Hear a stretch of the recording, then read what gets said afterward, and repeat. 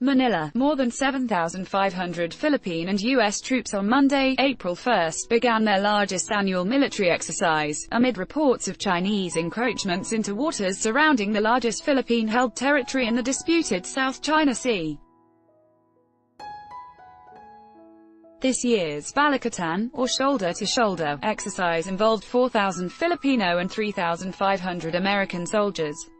A contingent of about 50 Australians is also participating.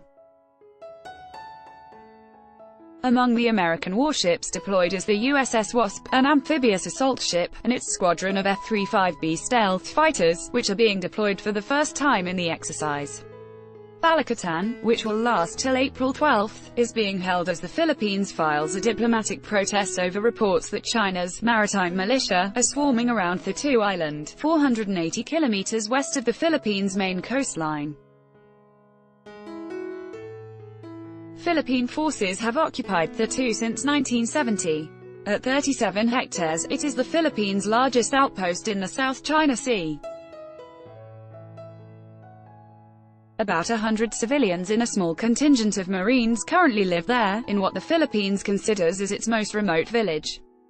The military reported this weekend that at least 200 Chinese fishing boats and Coast Guard ships have been sighted around Thitu, blocking access by Filipino fishermen to sandbars and fishing grounds there.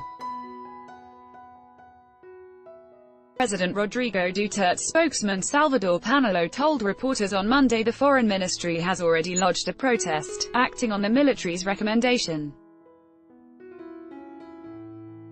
He said he would also discuss the matter with China's ambassador, Zhao Jianhua. "We will ask them first why. If they acknowledge such factors determined by us, we will ask them why they are doing it. We will politely ask them not to do what they're doing," he said.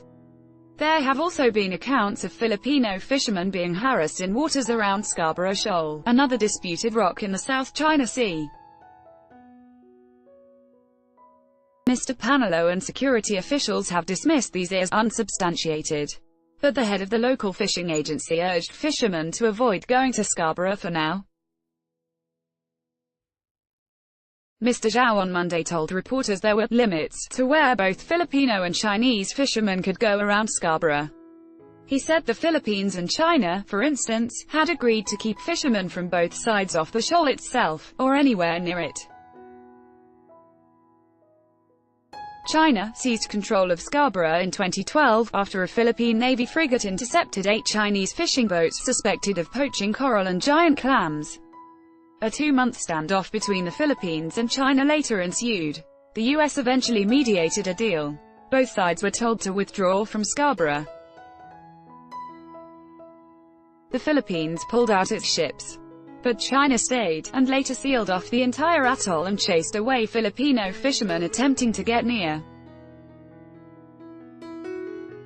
China loosened its hold, as Mr. Duterte pursued warmer ties Beijing.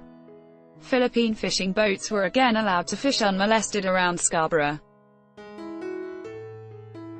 But a documentary released last week by an opposition politician claimed China's Coast Guard continued to routinely chase away Filipino fishermen, or filch from their haul.